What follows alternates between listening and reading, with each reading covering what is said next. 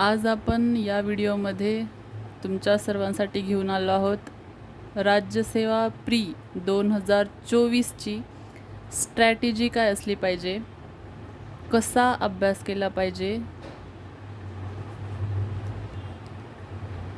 अभ्यासाव्यतिरिक्त कोणत्या गोष्टी केल्या पाहिजेत, सिलेबस ॲनालिसिस कसं असलं पाहिजे, बुक लिस्ट कोणती असली पाहिजे, कोणत्या विषयासाठी कोणते पॉईंट फोकस केले पाहिजेत, PYQवर कसा भर द्यावा.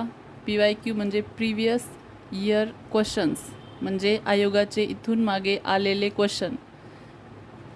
रिव्हिजन कशी करावी, कधी करावी, किती वेळा करावी, क्वेश्चन प्रॅक्टिस कशी करावी, टेस्ट सिरीज लावावी का, क्लास लावावेत का, या सगळ्या गोष्टी आपण या व्हिडिओमधून पाहणार आहोत. चला तर पाहूयात.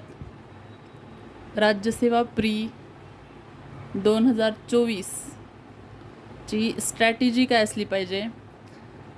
सगळ्यात आधी प्री पास होण्यासाठी आपल्याला आयोगाचा सिलॅबस सगळ्यांना माहीत असतो. 7 विषय आहेत. इतिहास आहे, भूगोल आहे, इकॉनॉमिक्स आहे, पॉलिटी आहे, सायन्स आहे, करंट अफेअर्स आहे, एन्व्हायरमेंट आहे. हे वरवरचे विषय आपल्याला माहीत असतात, परंतु आयोगाच्या सिलॅबसमध्ये डायरेक्ट ज्या परिपत्रकामध्ये आयोगाचा सिलॅबस असतो तो सिलॅबस आपल्याला माहीत असावा. पहिली गोष्ट, सिलॅबसची प्रिंट रोज आपल्यासोबत असावी. पुस्तक वाचताना सिलॅबसमध्ये तो टॉपिक आहे का बघायचा. आयोगाचाच सिलॅबस फॉलो करायचा.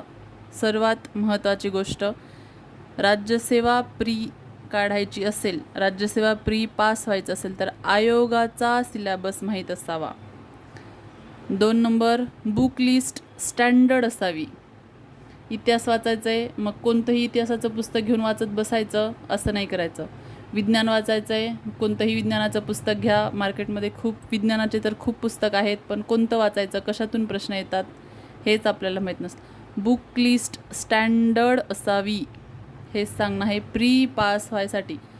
म्हणजे स्टँडर्ड बुक लिस्ट असेल तर त्याच्यातून मेन्स तर निघतेच, पण प्री पास होण्यासाठी आपली बुक लिस्ट स्टँडर्ड असावी. आयोगाचा सिलॅबस आपल्यासमोर असावा. बुक लिस्ट आपली स्टँडर्ड असावी. कोणत्या विषयामध्ये कोणते पॉईंट फोकस आहेत, म्हणजे एखाद्या विषयामध्ये एखाद्याच विषयावर जास्तीत जास्त प्रश्नांचा भर असतो आयोगाचा.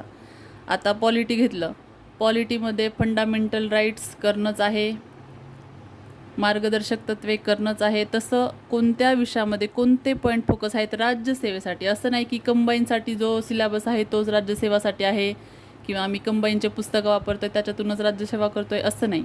राज्यसेवेसाठी आयोगाचा राज्यसेवेचा सिलॅबस बघा, बुक लिस्ट स्टँडर्ड ठेवा, कोणत्या विषयामध्ये कोणते पॉईंट फोकस केले पाहिजेत हे पहा.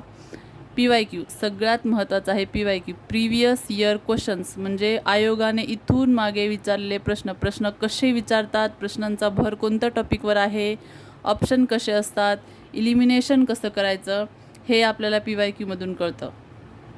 नंबर 5 आहे रिव्हिजन. रिव्हिजन कधी करायला पाहिजे. एक पुस्तक वाचलं, परत तेच पुस्तक वाचलं म्हणजे रिव्हिजन नाही. पहिली रीडिंग करायला, एक पुस्तक पहिल्यांदा वाचायला जर आपल्याला 15 ते 20 दिवस लागत असतील तर दुसऱ्यांदा वाचायलाही 15 ते 20 दिवस लागायला नाही पाहिजेत. म्हणजे रिव्हिजन म्हणजे कसं, जर आपल्याला पॉलिटीचं लक्ष्मीकांत वाचायचं असेल, आपल्याला पहिल्या रीडिंगला 20 दिवस लागले, तर त्याचं दुसरं रिव्हिजन करताना आपलं ते 10 दिवसात झालं पाहिजे. तिसरं रिव्हिजन करताना ते 3 दिवसात झालं पाहिजे. लास्ट रिव्हिजन जी असेल आपली प्रीच्या वेळेस, आपली जी लास्ट रिव्हिजन असेल लक्ष्मीकांतची, ती रिव्हिजन एका दिवसात झाली पाहिजे, ते रिव्हिजन असतं. मग असं करायचं नाही, पहिली रीडिंग 20 दिवस, दुसरी रीडिंग ही 20 दिवस, तिसरी रीडिंग पण 20च दिवस, त्याला रिव्हिजन म्हणत नाहीत. रिव्हिजन म्हणजे फक्त पॉईंट बघायचे, कोणत्या टॉपिकमध्ये काय दिलेलं आहे, डाटा बघायचा. लास्ट रिव्हिजन म्हणजे 4थं 5वं जेव्हा आपलं रिव्हिजन असतं ते एका दिवसात एक पुस्तक झालं पाहिजे, प्रत्येक टॉपिक झालं पाहिजे. कोणता टॉपिक, आयोगाच्या सिलॅबसमधील टॉपिक. नंबर 6 आहे क्वेश्चन प्रॅक्टिस कशी करायची. क्वेश्चन प्रॅक्टिस म्हणजे काय, आपण टेस्ट सिरीज लावतो, आपण त्याच्यात बघतो आपला अभ्यास किती झाला आहे, परंतु मार्केटमध्ये असलेल्या टेस्ट सिरीज आणि आयोगाचा प्रश्न विचारण्याचा कल, आयोगाचा प्रश्न विचारण्याचे पॉईंट, किंवा आयोगाचा फोकस कोणत्या पॉईंटवर, हे हे मार्केटमध्ये टेस्ट सिरीज काढणारे कोण असतात, त्यांच्या क्लासेसचे सिनियर विद्यार्थी किंवा ज्यांना खूप खूप दिवसापासून ते MPSCचा अभ्यास करत आहेत किंवा पार्ट टाईम जॉब करत आहेत टेस्ट सिरीज काढण्याचा, ते मुलं टेस्ट सिरीज काढतात क्लासेसच्या. तर प्रॅक्टिससाठी टेस्ट सिरीज तुम्ही लावू शकता, परंतु त्याच टाईपचे क्वेश्चन आयोग विचारेल या भरोशावर राहायचं नाही. आयोगाचा प्रश्न विचारण्याचा कल वेगळा असतो, विद्यार्थ्यांनी काढलेले प्रश्न वेगळे असतात. त्याच्यामुळे सगळ्यात महत्त्वाचं आहे PYQ करणे, PYQ रिलेटेड क्वेश्चन प्रॅक्टिस करणे. आता समजा मूलभूत हक्क आहे, पॉलिटीचं मूलभूत हक्क घेतलं, मूलभूत हक्कावर स्वतःच क्वेश्चन काढून बघायचे, मूलभूत हक्कावर कोणत्या कलमावर कसा क्वेश्चन विचारलेला आहे, इथून मागे इथून पुढे कसा क्वेश्चन येऊ शकतो हे बघायचं. स्वतः क्वेश्चन काढायला जमत नसेल तर टेस्ट सिरीज लावायची किंवा यूट्यूबवरचे क्वेश्चन ॲनालिसिस किंवा संभाव्य क्वेश्चन हे सिरीज चालू झालेले आहेत सगळे. कोणत्याही क्लासेसची कोणतीही बघितली तरी चालेल, फक्त क्वेश्चन सुटला पाहिजे आपल्याला. तर प्री काढण्यासाठी, राज्यसेवेची प्री काढण्यासाठी सगळ्यात महत्त्वाचं आयोगाचा सिलेबस बघा, बुक लिस्ट स्टँडर्ड वापरा, विषयाचे फोकस पॉईंट शोधून काढा, कोणत्या विषयामध्ये कोणत्या पॉईंटवर फोकस केलेला आहे दरवर्षी. PYQवर भर द्या. आपल्याला प्रत्येक टॉपिकचे प्रत्येक PYQ माहीत असले पाहिजे, जमलं तर पाठ असले पाहिजेत. रीडिंग आणि रिव्हिजनमध्ये फरक असतो. रिव्हिजन झाल्या पाहिजेत, 3 रिव्हिजन झाल्या पाहिजेत प्रत्येक पुस्तकाच्या. प्रीच्या अगोदर प्रत्येक पुस्तकाच्या 3 रिव्हिजन झाल्या पाहिजेत. टेस्ट सिरीज जर लावायची असेल तर टोटली 100% टेस्ट सिरीजवर डिपेंड राहायचं नाही. मार्केटमधल्या टेस्ट सिरीजचा क्वेश्चनची लेवल आणि आयोगाच्या प्रश्नांची लेवल खूप वेगळी असते. त्याच्यामुळे क्वेश्चन प्रॅक्टिस करताना फक्त स्वतःच्या प्रॅक्टिससाठी करायचं, त्याच्यावर डिपेंड राहायचं नाही.